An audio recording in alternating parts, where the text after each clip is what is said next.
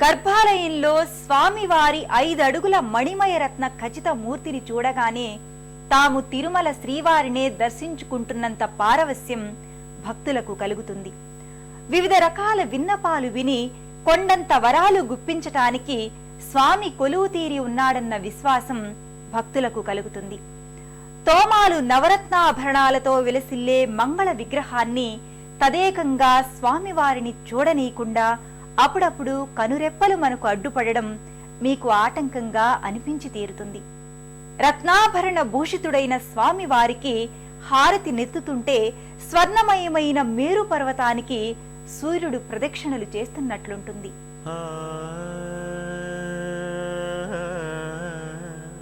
కనకవర్ణ సింహతలాటం క్రింద గజపుష్పమాలాధారి శంఖచక్ర వరదహస్త కటిహస్త చతుర్భుజుడై స్వామివారు మణిమయ రత్నఖచితాభరణాలతో నక్షత్రాలతో ప్రకాశించే నీలాకాశంలా భక్తులకు తన్మయత్వాన్ని కలిగిస్తాడు.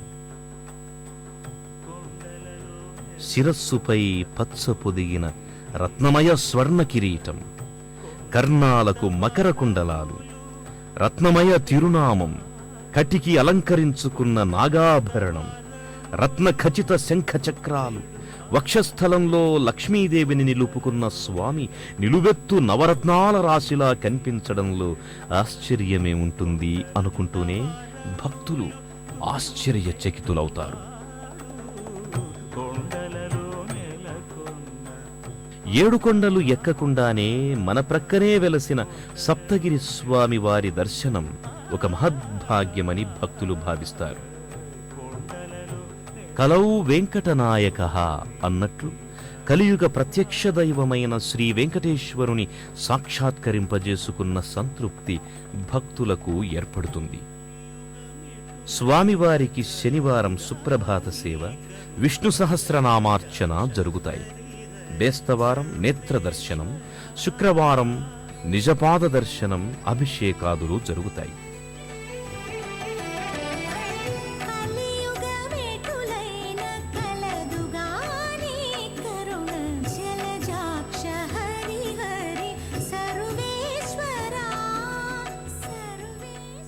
కర్పూర నీరాజనాన్ని, తీర్థప్రసాదాలను భక్తితో స్వీకరిస్తారు.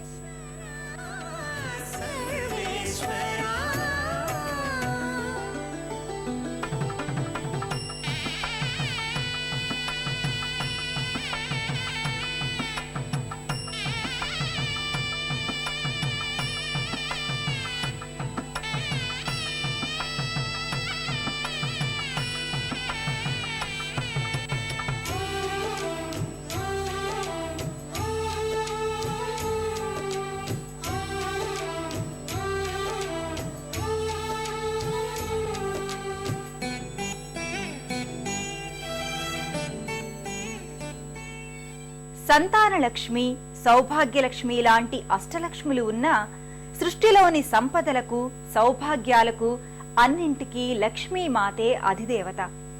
పాలకడలిలో పుట్టిన తల్లికి వెన్నలాంటి చూపులున్నాయి. కల్పవృక్షం, కామధేనువు, చింతామణి అన్నీ తన సహజన్మలే కాబట్టి భక్తుల కోర్కెలను తీర్చడంలో ఆమె అగ్రగణ్య. స్వామివారి ఆలయం ప్రక్కనే ఉన్న ఈ లక్ష్మీ తాయారు కోవెలలోకి వెళ్లడం అంటే మన పుట్టింటికి వెళ్లినంత ఆనందం కలుగుతుంది. శ్రీ వెంకటేశ్వరుని వక్షస్థల సంవాసిని అయిన శ్రీదేవి ఆయన ఉరం నుండి దిగి భక్తులకు వరాలివ్వడం కోసం స్వామివారి ప్రక్కనే ఉన్న ఆలయంలో కొలువు తీరిందా అనిపిస్తుంది.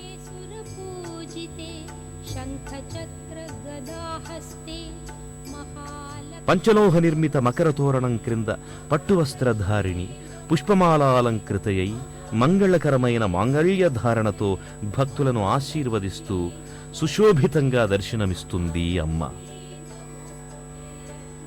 గర్భాలయంలో స్థిరంగా ఉండే మూర్తిని ధ్రువబేర అంటారు. లక్ష్మీతాయారు ధ్రువబేరకు క్రింది భాగంలో ఉత్సవ బేర,